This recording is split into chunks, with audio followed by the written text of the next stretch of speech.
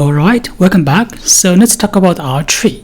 So the R tree, the full name denotes the range tree or the rectangle tree actually. So it is a tree structure data structure for maintaining the spatial data. It can be used for the spatial access methods.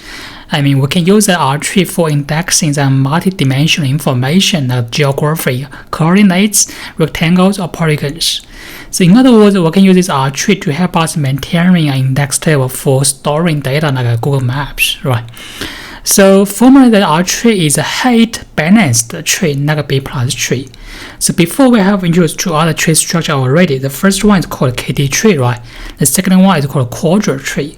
So both of these trees, they have different heights for different branches.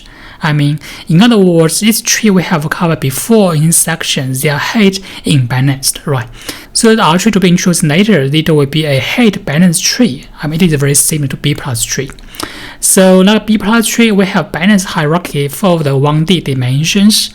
However, for the R tree, we have multiple dimensions, right? It is more complex than the B plus tree.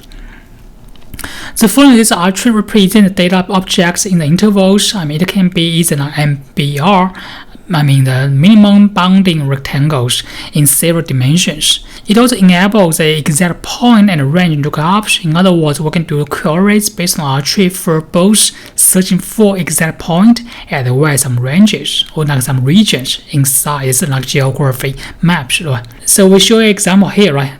Can we show all pizza places within 2 miles of James Love Building? So if we want to do the query like this based on conventional database systems as well as index tables, it is relatively hard, right? Because how can we measure the distance between the pizza places and the James Love Building?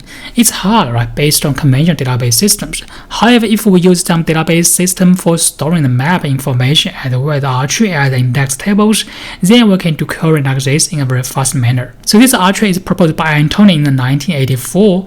It is used in many database systems nowadays for storing spatial data, or the geographic data. So for the R tree, we have two important parameters. The first one is the capital M. The capital M denotes the maximum number of entries inside a region.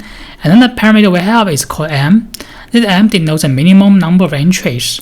So normally we have a requirement or we have a constraint. This lowercase m is larger or equal to the 1/2 of the capital M. In other words, we need to specify these two parameters for defining the R tree. It's similar to B plus tree, right? For the B plus tree, we have to define the degrees or the fan out of the nodes, right? However, for the R tree, we have to define both the capital M as well as lowercase m. So in this R tree, every node will contain between lowercase m as well as uppercase m index record unless it is a root. In other words, for all the nodes, its degree inside the node will be in the range from m, lowercase m, to the uppercase m. Unless, and we have one exception, which is the root node, it can have any number of index records instead. And also for each leaf node, in the tree structure, each leaf node has the smallest rectangle that can spatially contain this n-dimensional data object. In other words, we have some requirements for data to be stored inside a leaf node. This leaf node will contain the smallest rectangles, which can contain the n-dimensional data objects. And also for all the non-leaf nodes in the tree structure, it should have the smallest rectangle that can spatially contain the rectangle in the children nodes. In other words, for the non-leaf node, it can cover all the regions or rectangles in its children nodes. However, it will use the smallest rectangle to cover it.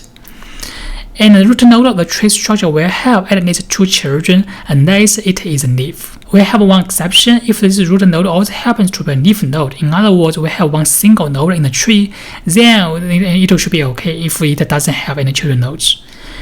And all the leaf nodes appear on the same level because we need to ensure this R tree will be a height-balanced tree structure, right?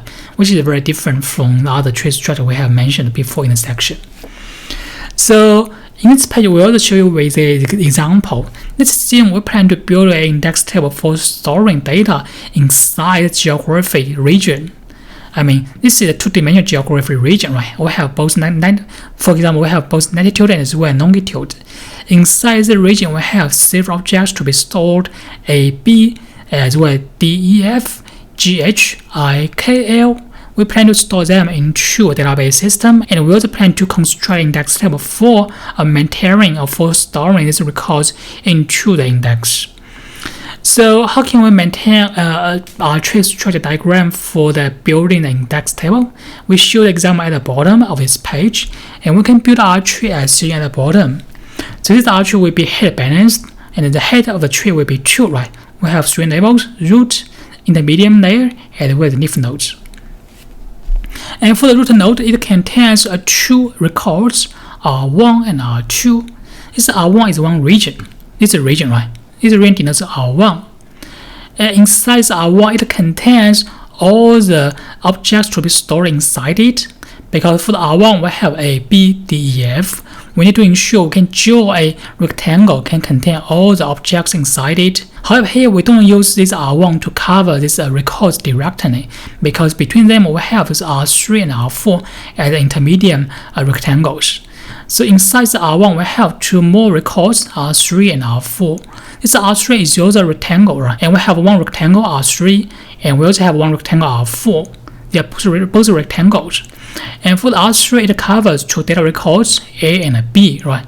In other words, for R3, it has 2 children nodes, A and B, and for R4, it has 3 children nodes, D, E, F. And so it will be similar for the right branch, right, of R2. It covers R5 and R6, and R5 covers G, H, I, and R6 covers K, L.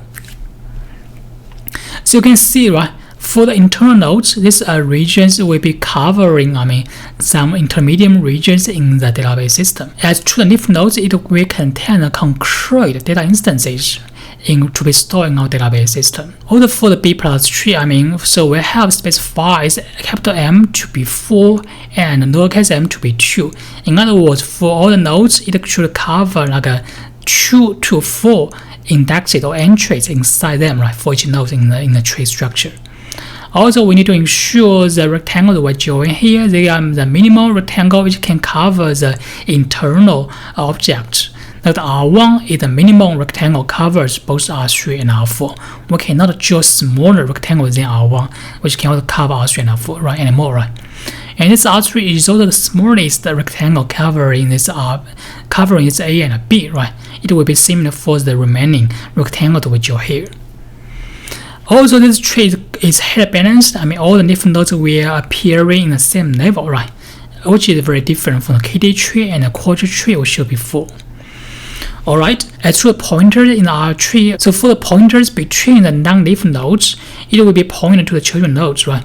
However, for the pointers, in the leaf nodes, they will be containing the pointer pointing to the concrete special objects instead, which will be very different. Okay, so this is the basic information for the R tree, and later on we will show how to do a search or query based on R tree as well as the insertion and deletion in R tree.